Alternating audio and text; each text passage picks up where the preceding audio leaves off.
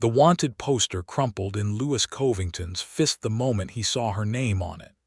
He had been standing at the back of the crowd, half hidden behind the broad shoulder of the blacksmith, watching the scene unfold in the center of Creston Valley's Main Street with a cold, calculating calm that he had spent years perfecting. The bounty hunter had her horse at a walk, one hand resting easy on the pommel of her saddle, the other held up with the folded paper between two fingers as though she were presenting a church program at Sunday services. She was announcing herself, and she was doing it without flinching. "Name's Sadie Hurst," she said, her voice carrying over the stunned silence of the valley like a river running over smooth rock. "I ride for the Territorial Marshal's office out of Tucson. I have a warrant, duly signed and sealed, for the arrest of one woman going by the name Clara Voss.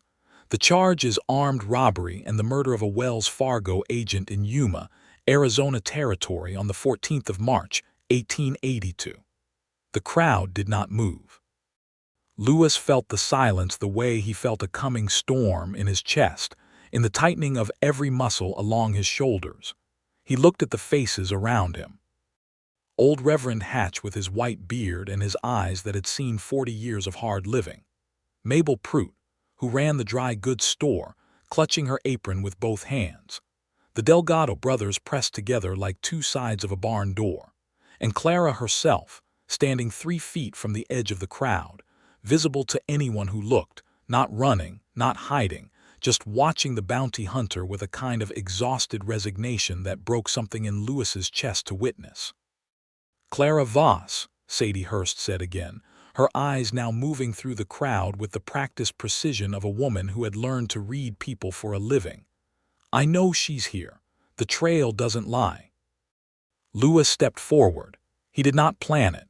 His boots moved before his mind caught up, and then he was standing in the middle of the street between the bounty hunter's horse and the crowd of people who were his neighbors, his friends, the closest thing to family he had built since the war took everyone else. "She's not here," he said. The lie landed between them like a stone dropped in still water. Sadie Hurst looked at him. She took him in the way a person reads a ledger, line by line, looking for the error. He was tall, broad through the chest, with dark hair that needed cutting and a jaw that carried 3 days of stubble. He wore no gun belt, which surprised her. He had the look of a man who had carried weapons for a long time and had made a deliberate choice to stop. "Mister," she said quietly so that only he could hear it, "I can see her standing right behind you." Lewis did not turn around. He held her gaze and said, "What you see and what is true are two different things in this valley."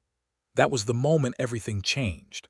Not the warrant, not the badge, not the trail she had followed across 400 miles of brutal Arizona Territory terrain. It was that sentence, spoken by a man with grief and defiance both living in his eyes, that cracked the first fracture in everything Sadie Hurst believed she knew about this case. She had ridden into Creston Valley looking for a criminal. She had not expected to find a community that looked at her with one voice and said, "She is no such thing." 3 weeks earlier, she had been sitting in the office of Marshal Elias Greer in Tucson, looking at a file that was supposed to be clean and simple. Clara Voss, 28 years old, brown hair, brown eyes, last seen heading north out of Yuma after the robbery of a Wells Fargo strongbox and the shooting of Agent Robert Dunmore. The reward was $400, which was more money than Sadie made in 6 months of hard riding. The case was supposed to take 2 weeks. Find the woman, bring her back, collect the reward, and move on to the next job. Sadie had been doing this work for 4 years. She had started after her husband, Thomas, died of a fever outside of El Paso in the winter of 1878, leaving her with no money, no land, no family within 1,000 miles, and a very particular set of skills that came from having grown up in a household where her father taught her that the world did not make allowances for women who could not protect themselves. She could shoot with either hand. She could track a man through dry rock in a dead wind. She could ride for 14 hours without complaint and sleep under open sky without fear. The marshal's office had been skeptical when she first presented herself, But Elias Greer was a practical man, and practical men in the territory had learned to set aside skepticism when a woman could outshoot every deputy on his roster. She was good at the work. She had never lost a target. The trail to Creston Valley had taken her through Bisbee, through the San Pedro River Valley, and up into the high desert country where the scrub oak gave way to ponderosa pine, and the air thinned enough to make the horses blow harder on the climbs. She had stopped at 3 towns along the way and asked questions in the careful, methodical manner of someone building a case. She had a name, a description, and a route. Everything pointed north. What she had not expected was the letter. She had found it folded inside the Wells Fargo report, tucked between 2 pages of witness testimony as though someone had slipped it there and hoped it would not be noticed. It was addressed to no one and signed by no one, but it was written in a clean, educated hand, and it said only this: "Before you bring her in, ask who put the warrant out. Ask who signed the original complaint. Ask why Wells Fargo has no record of Robert Dunmore working for them after January of 1882. She had not told Marshal Greer she found the letter. She had put it in her coat pocket and ridden north. Creston Valley sat in a fold of the high desert like a secret kept by the mountains on 3 sides. It was a small community, perhaps 200 souls, built around a creek that ran reliable year-round, and a stretch of bottomland that was good for raising cattle and better for growing the kind of quiet life that people came to the territory to find. There was a main street with a general store, a blacksmith, a church, a small hotel, and a saloon that also served as a meeting house when the occasion called for it. The people had the look of people who had worked hard to build something and intended to keep it. Lewis Covington had come to Creston Valley in the spring of 1879, 3 years before Sadie arrived, and he had come in the same way that a man comes when he is trying to leave something behind. He had been a lawyer in St. Louis, which people found surprising when they learned it, because he had the build of a man who worked with his hands and the quietness of someone who had learned the hard way that words cost more than they appeared to. He had handled contract law and property disputes, and then he had made the mistake of taking a case that powerful people did not want him to win. He won it anyway. The men on the losing side had made his practice in St. Louis untenable by methods that were entirely legal and entirely crushing. And so he had sold what little remained, bought a horse and a parcel of tools, and ridden west with no particular destination in mind, until he crested a ridge and looked down into Creston Valley on a May morning, and felt something release in his chest that had been coiled tight for years. He had built a house on the north end of the valley. He had learned to keep cattle, which was humbling for a man accustomed to the indoor life, and he had made himself useful to his neighbors by doing what he still knew how to do, which was read contracts, settle disputes, and understand the law well enough to protect the people around him from those who would exploit their ignorance of it.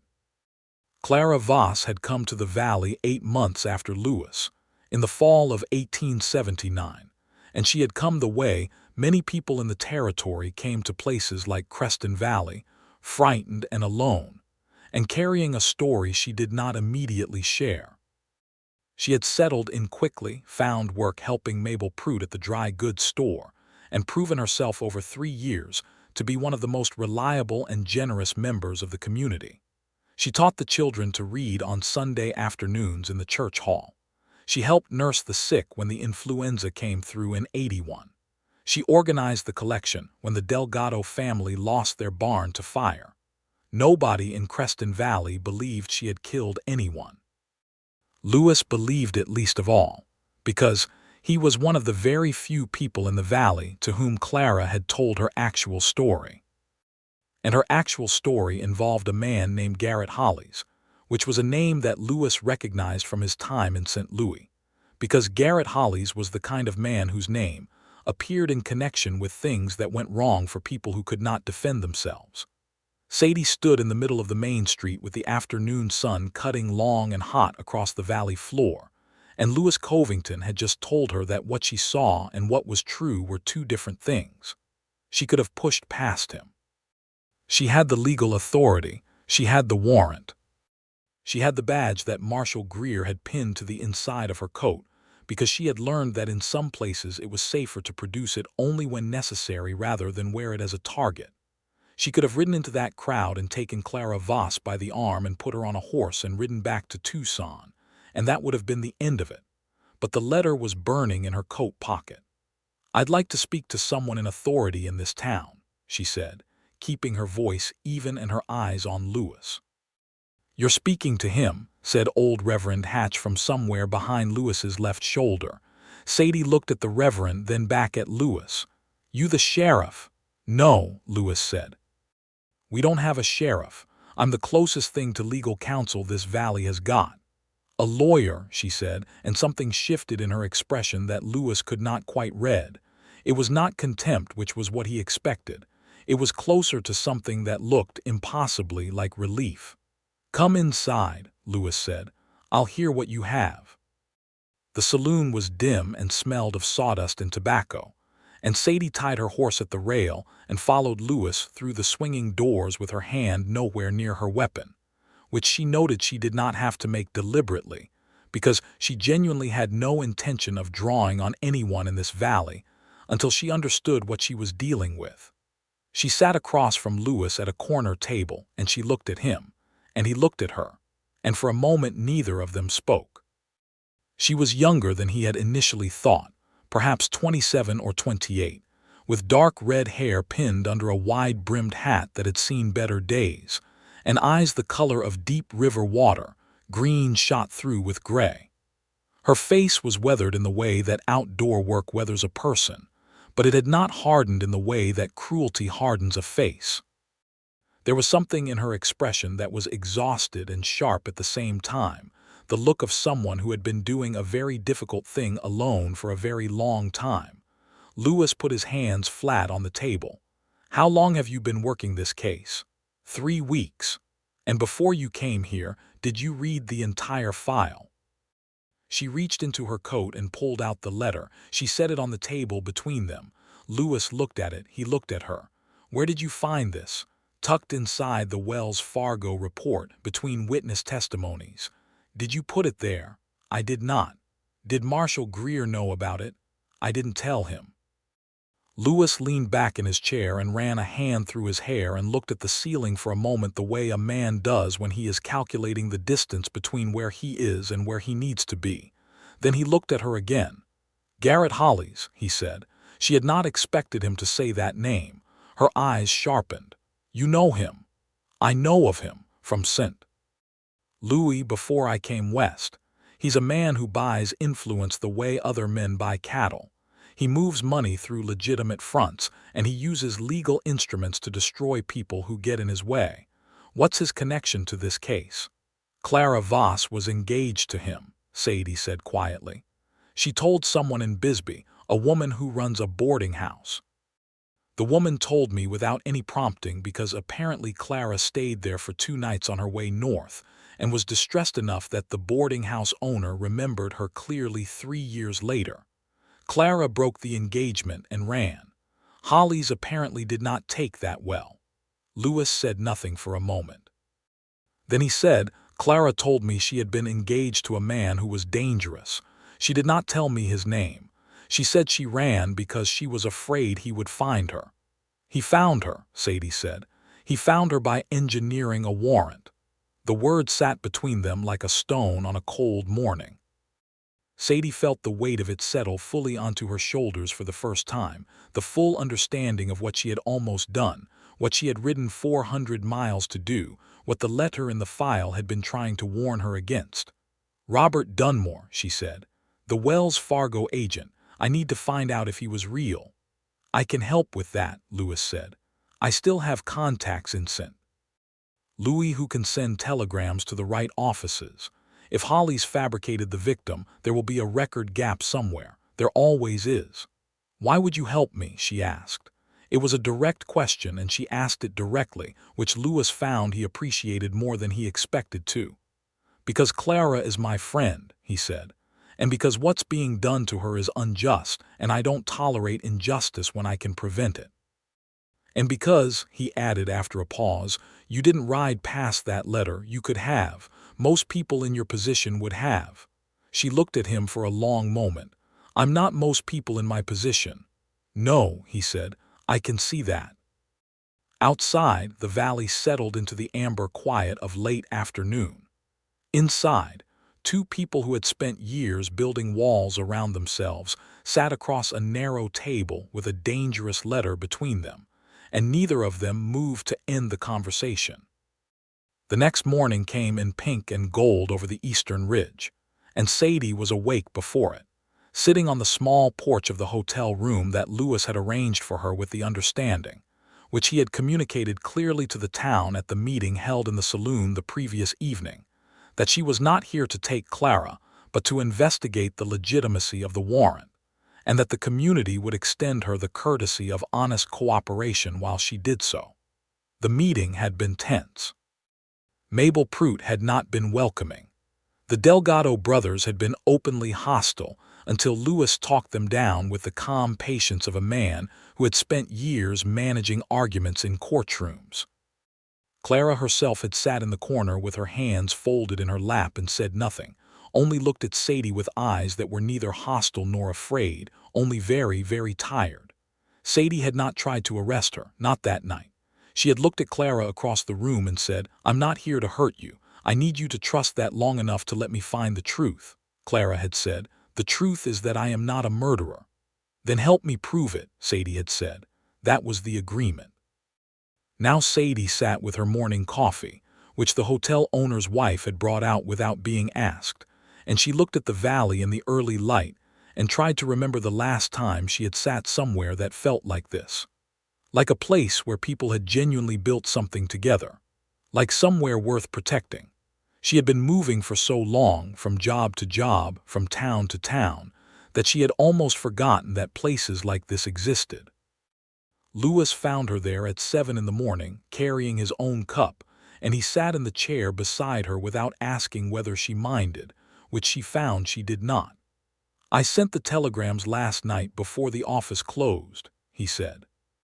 My contact in St. Louis is reliable. If there's a record discrepancy on Dunmore, we'll hear within 3 days. 3 days, she repeated. Is that a problem? She thought about Marshal Greer expecting her back in Tucson. She thought about the warrant with its official seal. I'll manage it, she said. He nodded. They sat for a while without speaking, which was comfortable in a way she could not entirely account for. It was not nothing, the silence between them. It had a texture to it. It felt like two people who were both accustomed to carrying things alone, discovering that there was someone else present who understood the weight. Tell me about the Hollies case in St. Louis, she said. The one that ran you out. He was quiet for a moment. The question had teeth, and she had not filed them down before asking it, which he respected even as it stung. There were 3 families, he said, German immigrants who had bought land through a land grant company. The company was a front. The actual ownership of the land was held by a corporation that Hollies controlled. When the families had built their farms and made the land valuable, Hollies used a manufactured title dispute to push them out. I took their case. I won it. He paused. And then every client I had received a letter strongly suggesting they find other legal representation. Every judge I appeared before in the next year had a prior relationship with someone connected to Hollies' interests. I was not disbarred. I was simply made irrelevant. And you left. I left. Do you regret it? He looked out at the valley, at the cattle moving slowly on the far hillside and the smoke beginning to rise from cook fires in the cluster of houses along the creek. Not the leaving. I regret that the families got less than they deserved from that win. They kept the land, but the fight cost them 2 years, and Hollies made sure they paid for those 2 years in ways that were harder to trace than a lawsuit. Sadie was quiet for a moment. Then she said, He hasn't changed. No, Lewis agreed. Men like that don't change. They just find new methods. It was over the course of those 3 days that something began to happen between them that neither of them had planned or expected, or honestly, entirely welcomed at first. It happened in the accumulated hours of working together. of Lewis explaining the legal architecture of warrant fraud, while Sadie contributed the practical knowledge of how warrants were actually obtained and executed in the territory, of sharing meals in the small dining room of the hotel where the food was simple and good, and they talked longer than necessary, and then talked some more. On the second afternoon, Clara came to the hotel and sat with them both, and told the full story. She told it calmly and without theatrics, the way a person tells a story they have carried for so long it has worn smooth. She had met Garrett Hollies in Phoenix in the summer of 1879. He was wealthy and charming and attentive, and she had been young and without family and had been dazzled by the attention. The engagement had lasted 4 months. In that time she had begun to understand that the man she had agreed to marry was not charming but rather performing charm, and that the performance masked something cold and controlling and on 2 separate occasions physically frightening.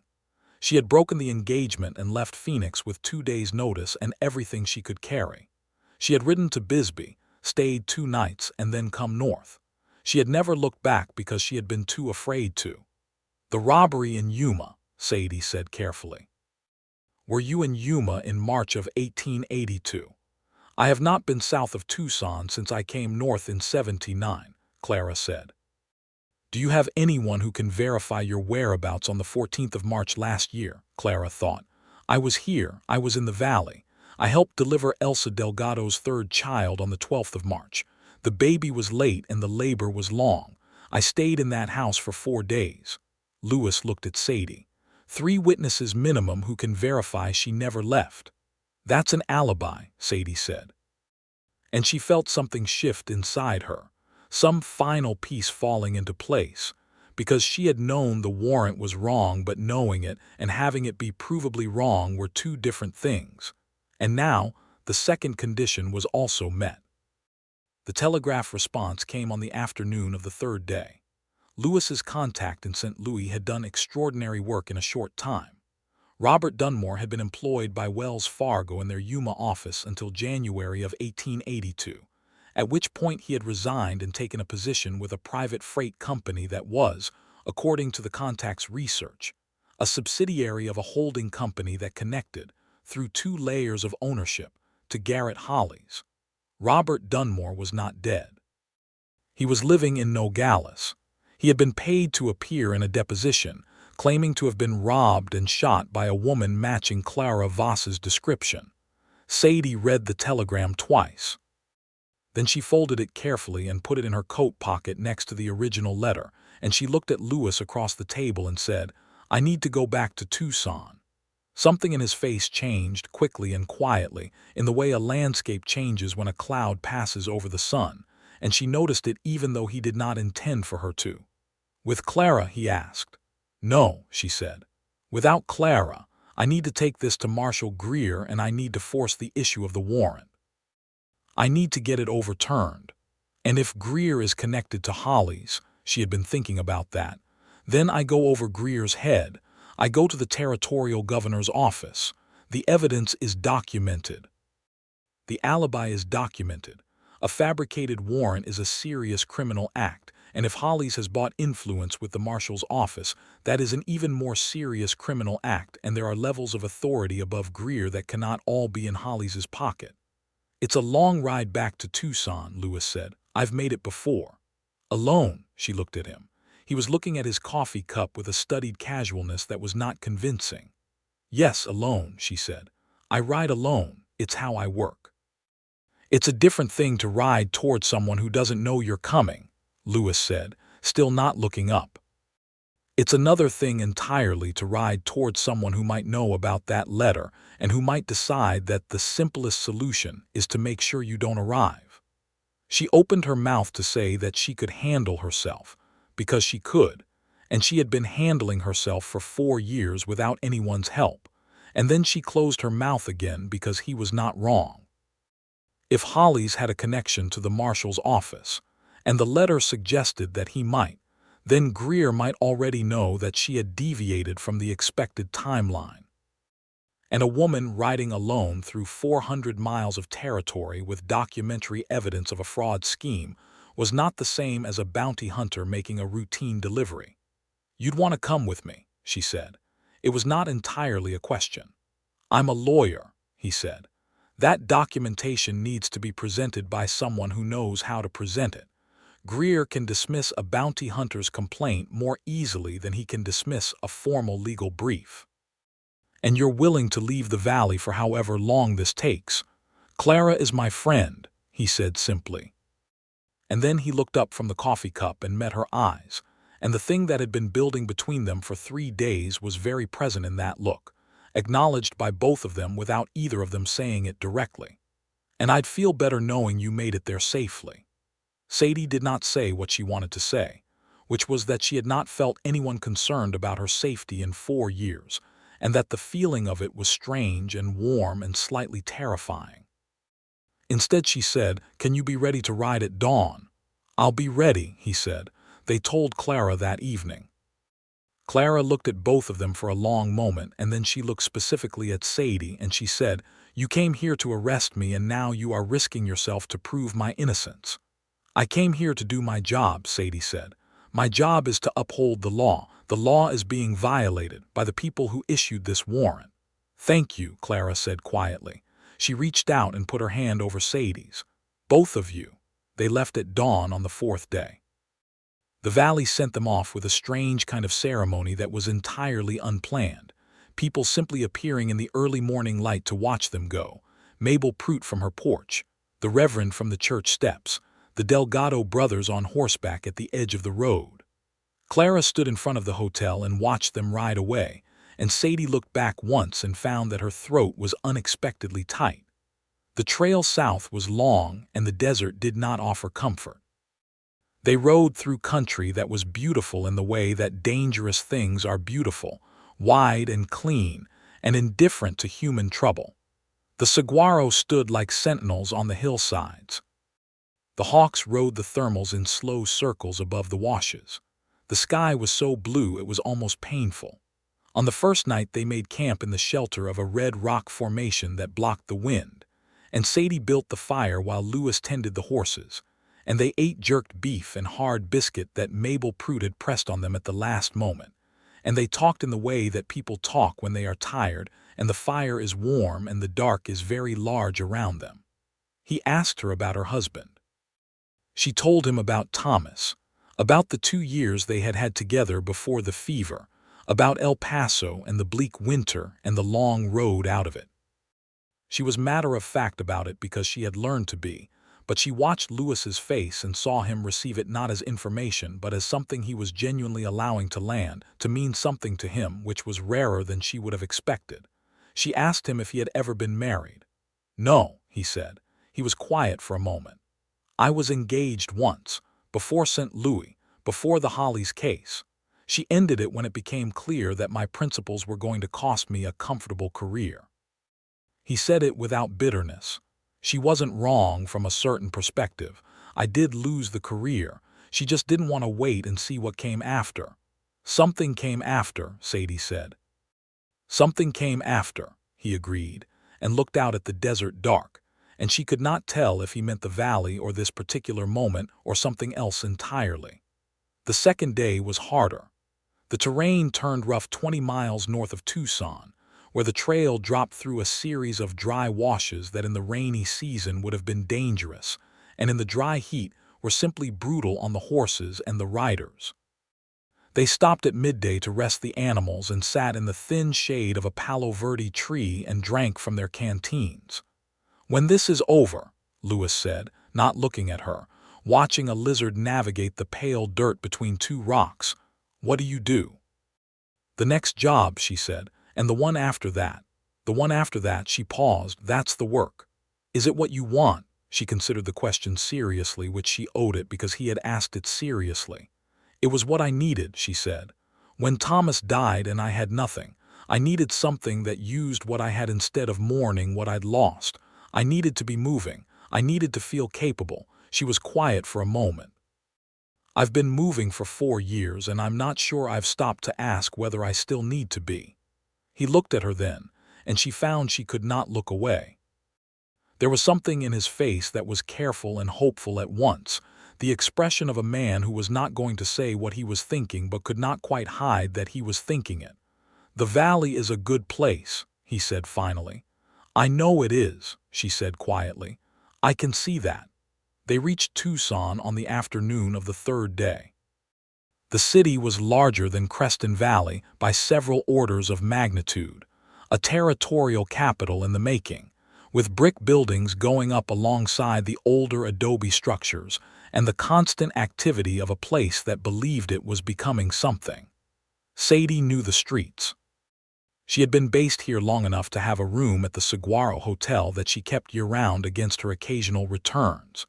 They went to the hotel first, because she needed to think before she walked into Greer's office, and because Lewis needed to understand the layout of the case as it would be presented.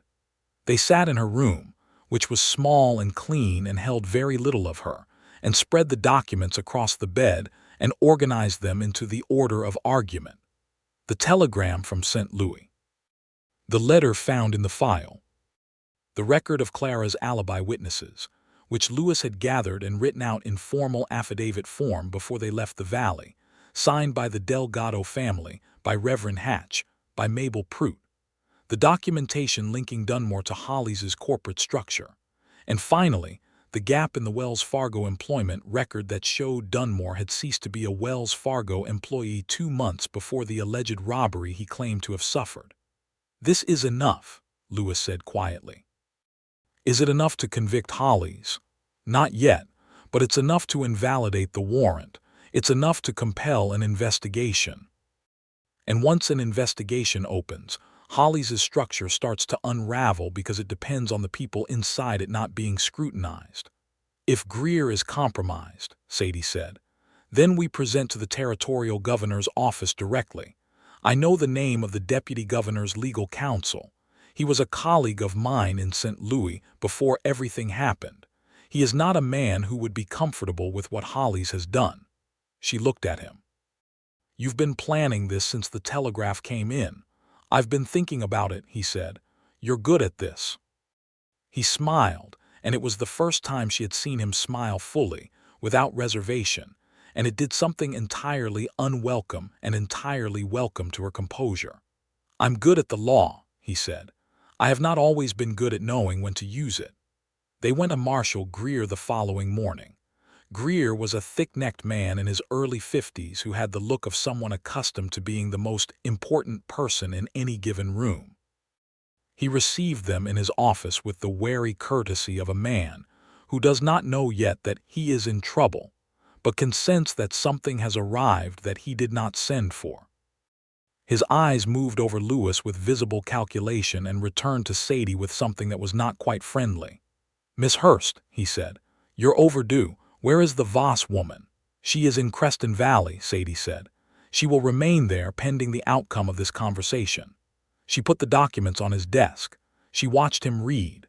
She watched his face move through several expressions in rapid succession: surprise, dismissal, a careful blankness that was more telling than either of the first two. "This is," he started. "Documented," Lewis said. "Formally and thoroughly, the alibi is notarized. The Dunmore employment record is verified by Wells Fargo's Tucson office directly. The corporate connection between Dunmore and Hollies' holding structure is traceable through public land and business records. And the letter," Lewis added, placing it at the top of the stack, "was found inside the original file, which suggests it was placed there by someone who knew the case was fraudulent and wanted to ensure that fact could be discovered." Greer looked at the letter. Something moved across his face that Sadie could not read precisely, but that she read as guilt adjacent. "I don't know who put that there," Greer said. "Perhaps not," Lewis said. "But you did know that Garrett Hollies had a personal interest in the location of Clara Voss, didn't you?" It was not phrased as a question. Greer was quiet for a long time. Then he said, "Hollies is a powerful man." "He is," Lewis agreed. "And he has used that power to fabricate a murder charge against an innocent woman in order to have her forcibly returned to a jurisdiction where his personal access to her would be restored. That is kidnapping by legal instrument. That is a federal offense." And the question before you right now, Marshal Greer, is whether you wish to be on the side of the document trail that is going to be examined by the territorial governor's office beginning tomorrow morning, or whether you wish to get in front of it. The silence stretched long enough that Sadie could hear the clock on Greer's wall and the sounds of the street below the window. "What do you want?" Greer said finally. "The warrant revoked," Sadie said. "In writing, today. A formal letter to the Creston Valley community confirming that Clara Voss is no longer subject to any outstanding warrant for her arrest, and a referral of the Hollies matter to the territorial governor for investigation." "The referral will make enemies," Greer said. "Marshal," Lewis said quietly, "you already have them." They walked out of Greer's office 2 hours later with a signed revocation and a written referral.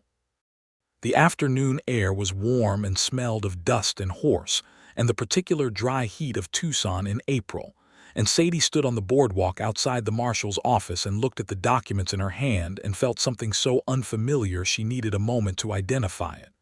Relief. Pure, uncomplicated relief. "He'll telegraph Hollies within the hour," Lewis said, standing beside her. "I know. But the governor's office has a faster telegraph operator, and my contact there is expecting my arrival this afternoon. By the time Hollies knows what's coming, the referral will already be on record." Lewis nodded, and then he said, "You've done this before. Not this exactly, but the shape of it." She looked at him. The afternoon light was doing something to his face that made him look younger than he was, or perhaps more accurately, it made him look like what he was under all the years of hard choice. "You were right," she said, "about going in with a lawyer. I've been told once or twice that I'm occasionally right about things." She laughed.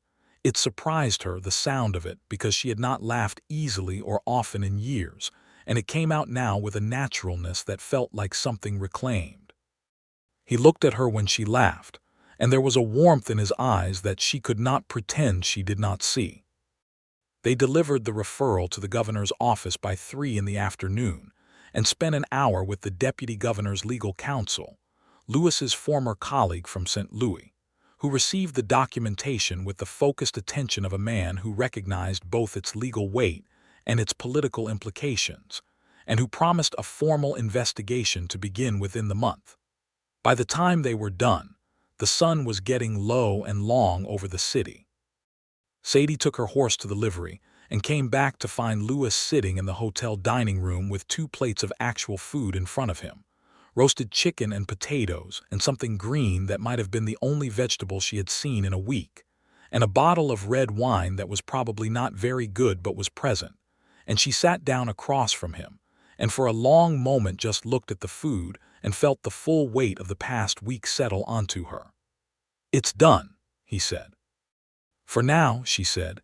"The investigation will take time. Hollies won't go quietly." "No, but he'll go. Men like that eventually find that the weight of their own structure pulls them under." He poured wine into both glasses. "Clara will be safe." "Clara will be safe," she agreed. They ate without hurrying. They talked about St. Louis and about the territory and about the particular challenge of doing the right thing inside systems that were not always built to accommodate it. They talked about the law as Lewis understood it, not as a set of rules but as a framework for protecting people who could not protect themselves, and about justice as Sadie understood it, not as the catching of criminals, but as the finding of truth regardless of where it led. By the time they pushed back from the table, the restaurant was nearly empty, and the candles had burned down considerably. "We should head back soon," Lewis said. "Clara will want to know." "Tomorrow morning," Sadie said, and then, because she had decided on the ride into Tucson to stop circling the thing and simply say it, she said, "Lewis, you ask me on the trail what I want, after this." He was very still. "I've been thinking about it," she said. "For 3 days I've been in a valley that felt like somewhere a person could actually stop moving. And I've been sitting across from a man who reads the law the way I read tracts, which is to say, he understands it all the way down to what it's for, not just what it says. And I find that I am having a very difficult time imagining leaving that valley and not seeing that man again. The candlelight made the space between them feel very small and very warm.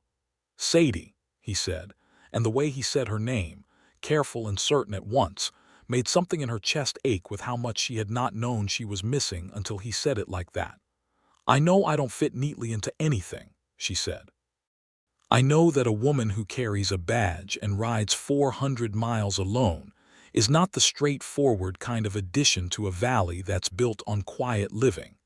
But I am tired of quiet being something that happens to other people while I ride past it." He reached across the table and put his hand over hers, and it was a simple thing, an unhurried thing, and it was the most present she had felt in 4 years. "The valley has a lawyer," he said quietly. "It does not have anyone who knows how to find the truth when someone is trying to hide it. That seems like a function worth having. You're suggesting I settle in Creston Valley. I'm suggesting that if you needed a reason to stop moving, I would very much like to be one of them." She turned her hand over under his and held on. They rode back to Creston Valley on the following morning, and the ride was different from the ride down in a way that was difficult to articulate but entirely felt. They rode closer together on the trail. They talked more easily.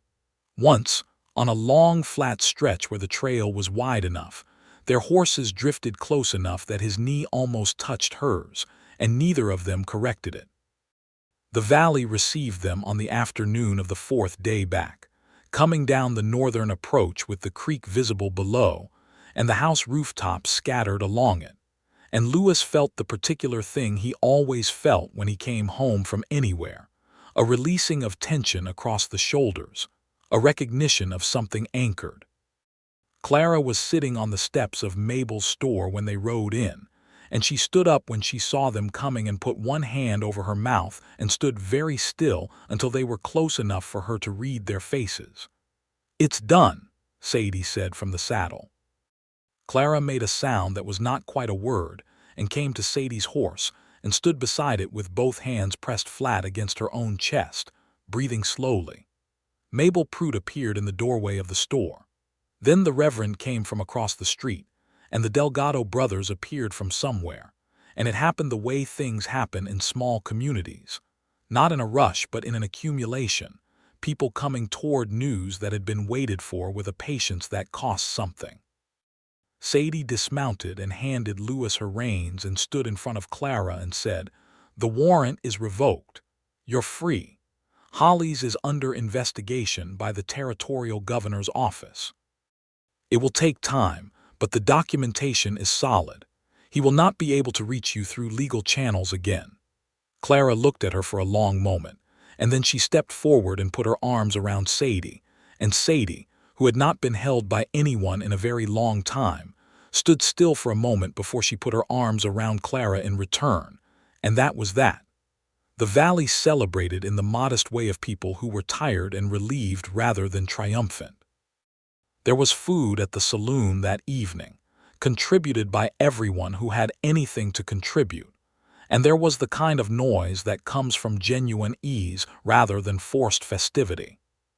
Sadie sat at a table with Lewis and Clara and the Reverend and Mabel Pruitt, who had apparently revised her opinion of the bounty hunter somewhere between the warrant revocation and the second helping of corn bread, and who patted Sadie's hand at one point with the brisk affection of a woman who does not easily do affectionate things.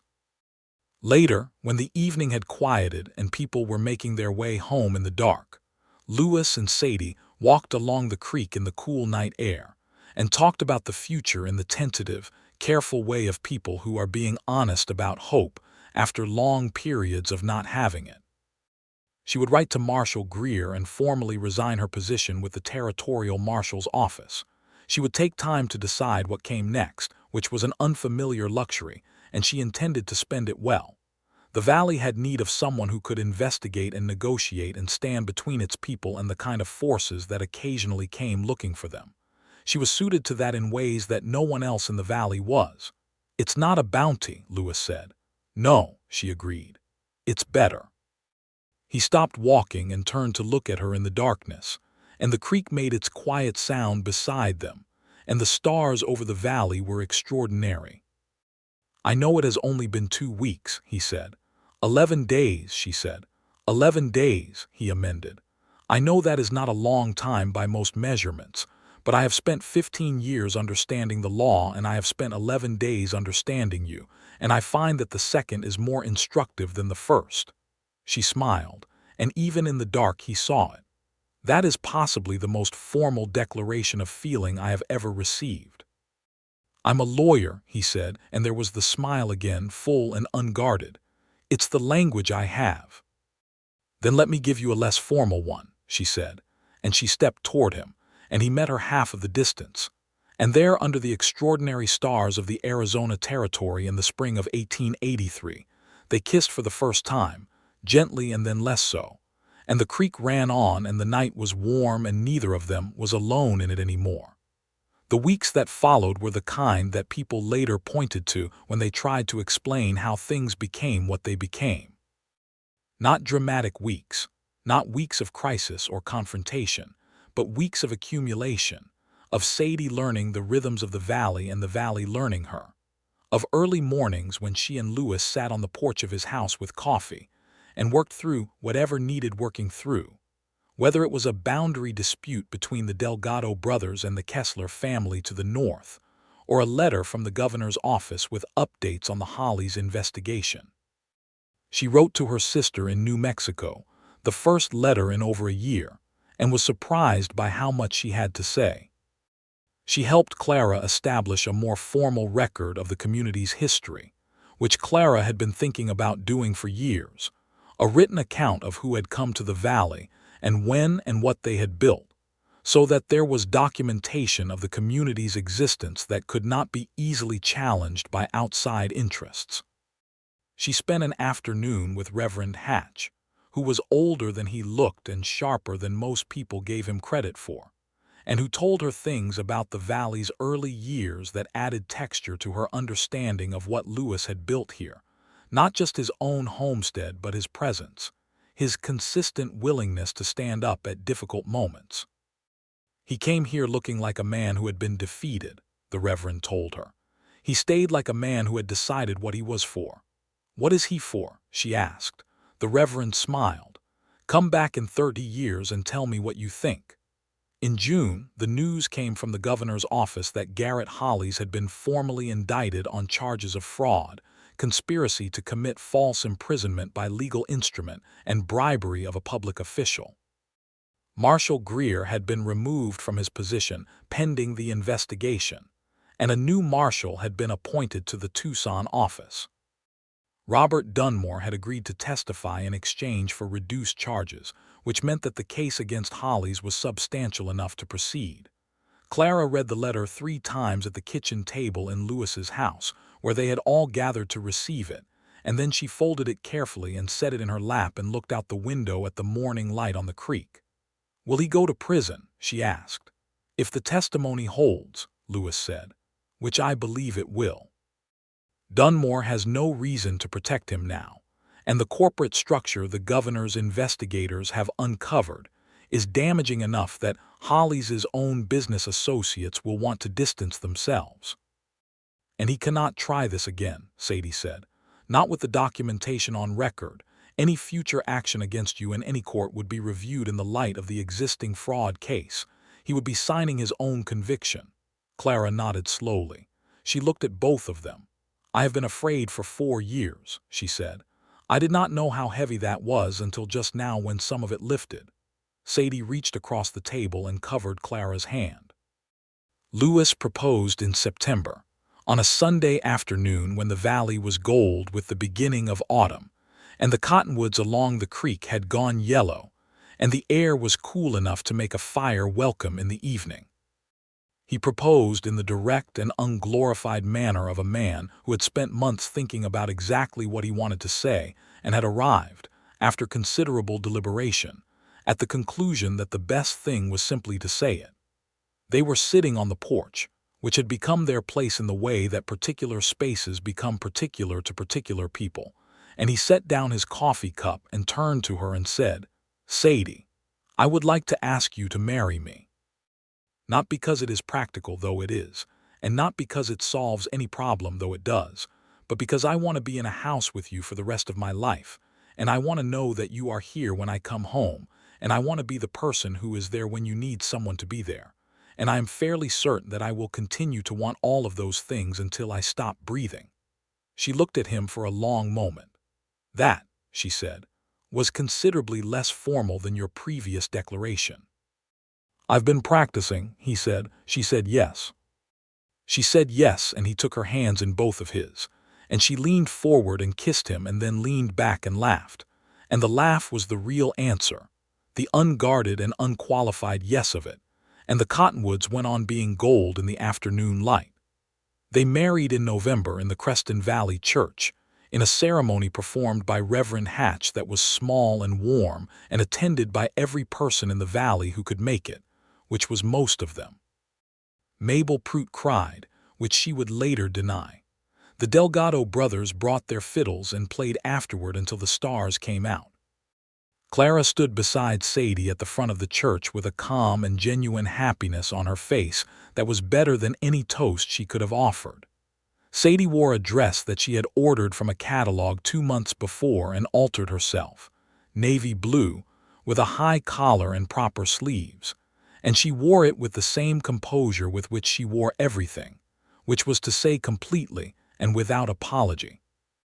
Lewis wore the best coat he owned and stood at the front of the church and watched her walk toward him and felt the specific gratitude of a man who has been given something he did not entirely believe he deserved.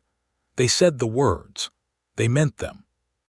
In the winter of '83, the valley received 2 more families from the south, displaced by the kind of land disputes that Hollies had specialized in before his indictment, and Lewis handled their legal documentation, and Sadie managed the practical logistics of their arrival, and together they became, by natural accumulation, the people the community came to when it needed both thinking and doing at the same time. In the spring of '84, Sadie discovered she was pregnant. She told Lewis on a Tuesday morning when she came into the kitchen and stood in the doorway and looked at him over her coffee cup with an expression that he initially could not read. "Are you all right?" he asked. "Entirely," she said. "We appear to be expecting a child." He put down what he was doing, which was eggs, and turned to face her, and the expression on his face was the kind that people who love people make when the love becomes something more than they had room for.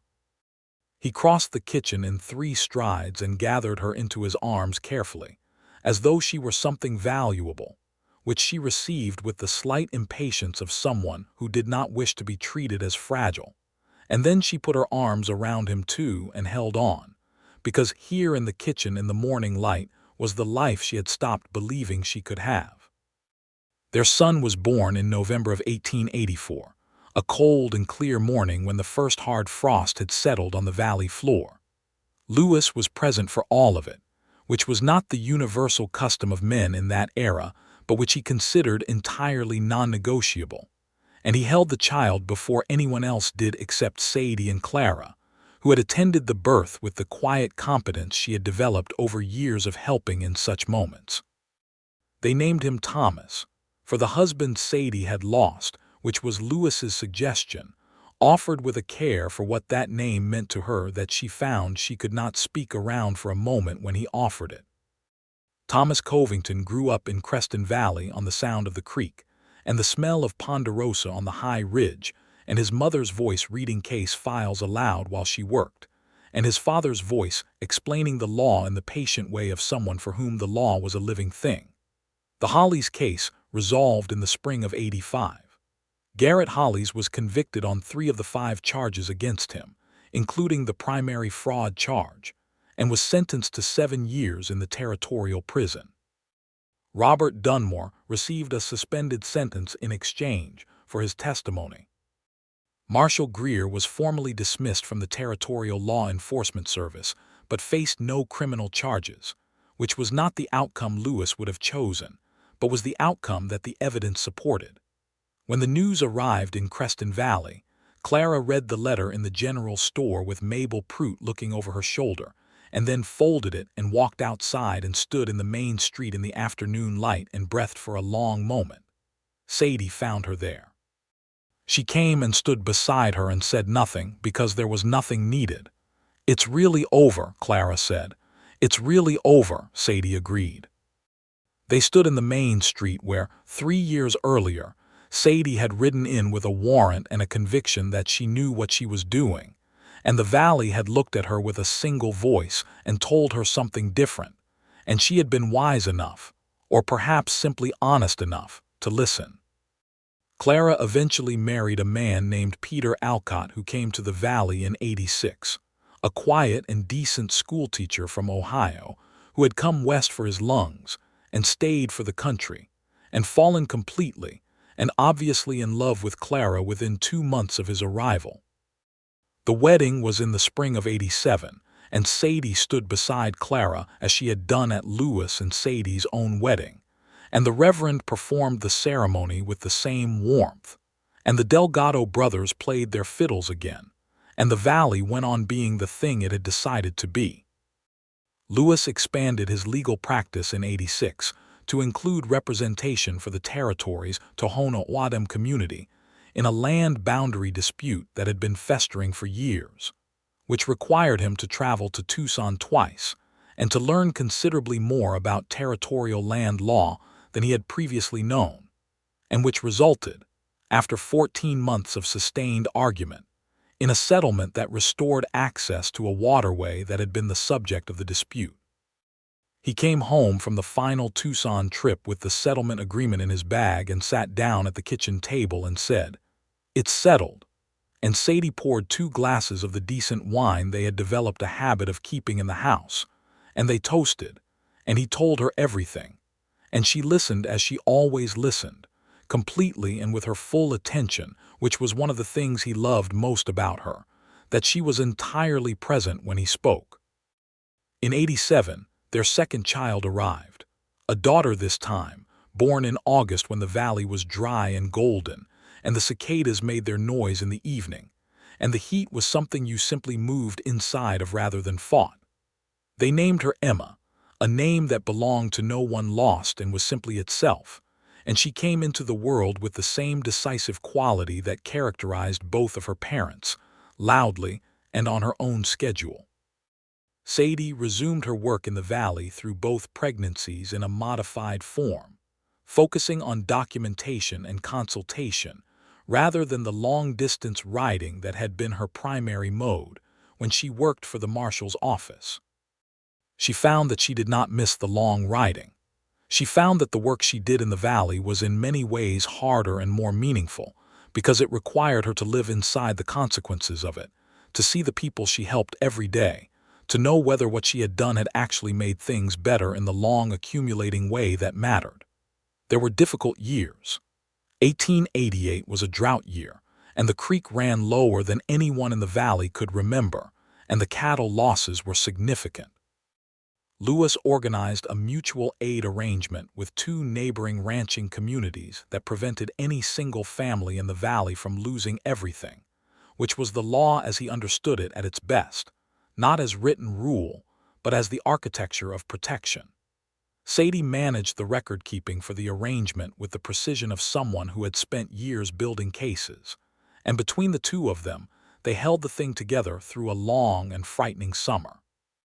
In '89, Thomas turned 5 and began asking questions at a rate that was simultaneously endearing and exhausting, specifically questions about why things were the way they were, which his mother answered honestly, including the hard ones, because she had decided early that her children would understand the world as it was and be equipped to navigate it rather than protected from knowing what was in it.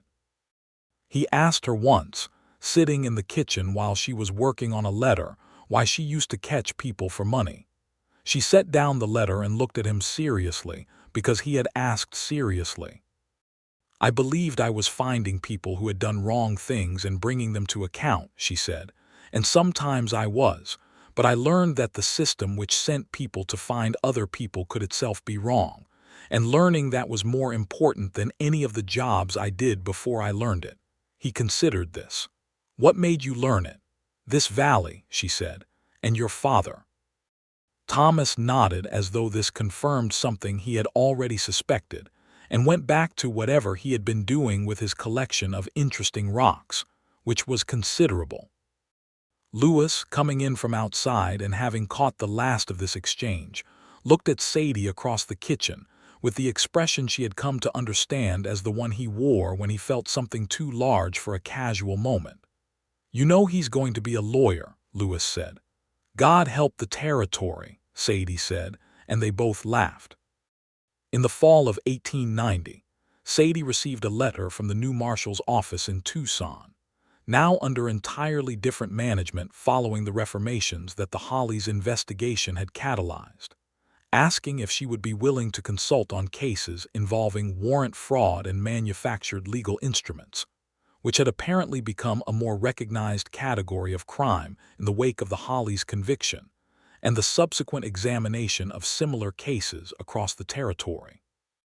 The letter offered payment and required no travel beyond what she was willing to undertake.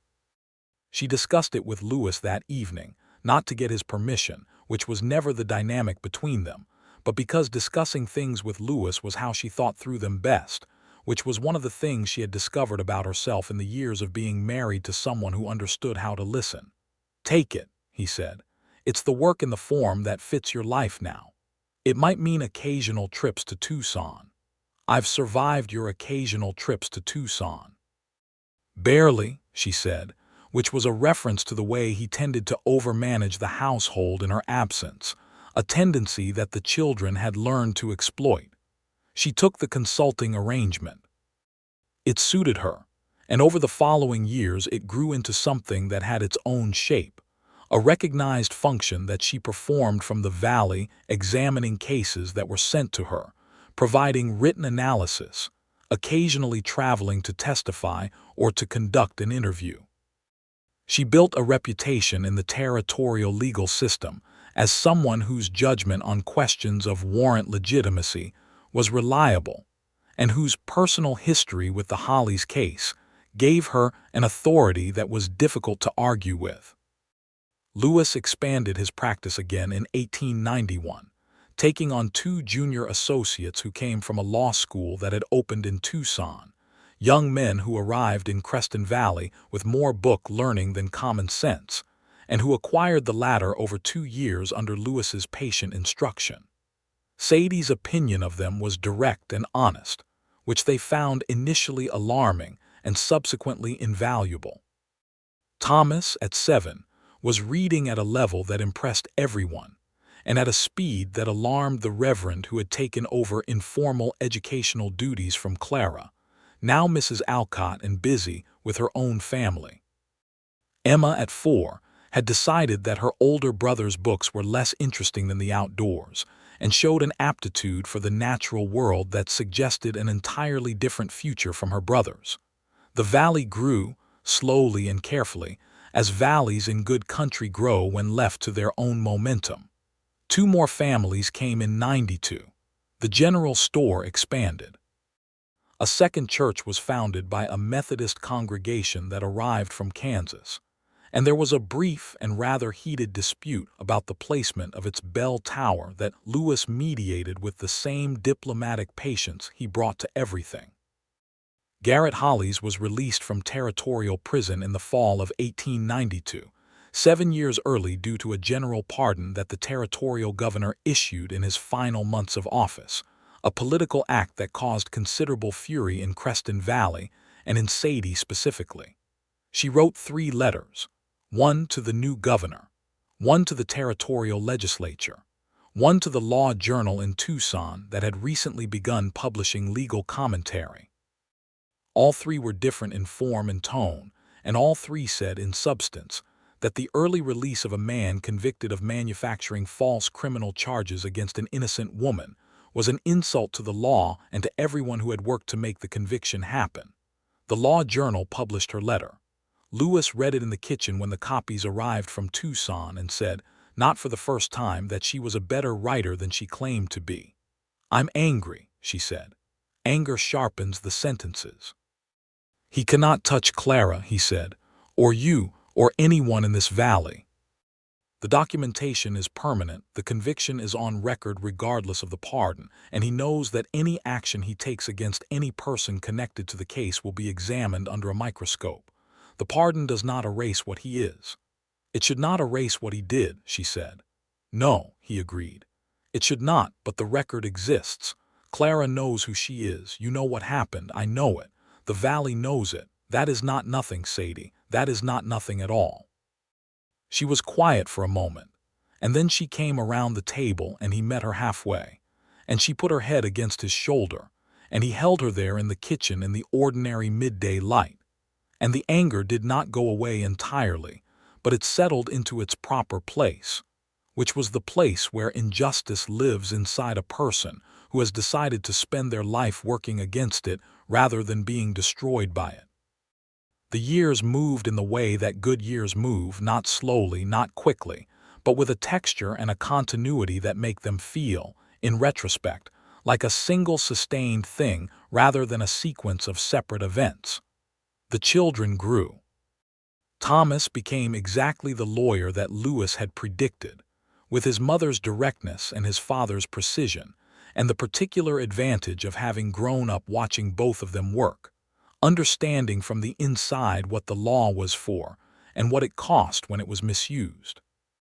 Emma became something more difficult to categorize, a naturalist in the tradition that was just beginning to find its name, spending years documenting the flora and fauna of the high desert country around the valley in journals that were detailed enough to be genuinely scientific and written in a prose style that she had inherited from somewhere in her parentage. Clara and Peter Alcott raised 3 children of their own in Creston Valley, and Clara's community history project grew into something substantial, a bound record of the valley's founding and first 20 years that became, years later, a document of genuine historical value. She dedicated it to the valley that had protected her, and to the woman who had ridden in to take her away and had stayed to defend her instead. Sadie kept the dedication on the shelf in her study next to the framed copy of Garrett Hollies's conviction record and the original revocation of the warrant, which she had asked Marshal Greer to provide before she resigned her position, because she believed in the documentation of things, in the keeping of records that told the truth about what had happened.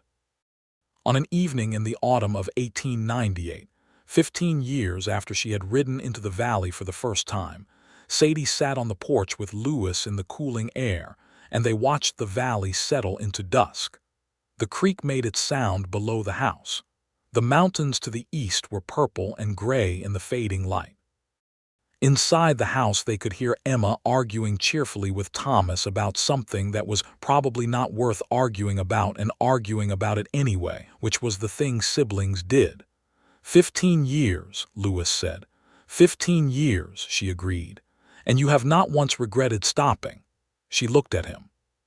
He had gray at his temples now and lines at the corners of his eyes that deepened when he smiled, which he did more than he had when she first met him, and he was the most familiar person in her world, which was a thing she had never expected to be able to say about anyone.